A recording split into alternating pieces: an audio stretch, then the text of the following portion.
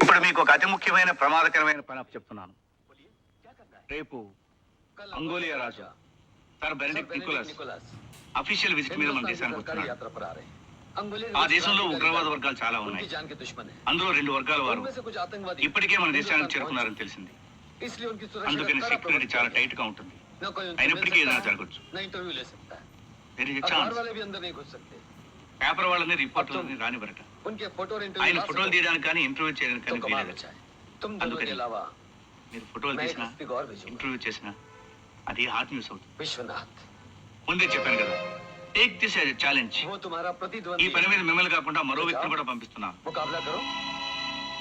అతను విశ్వనాథ్. ప్రస్తుతం మీకు అతను శత్రువు. మీ పని మీరు చేయండి.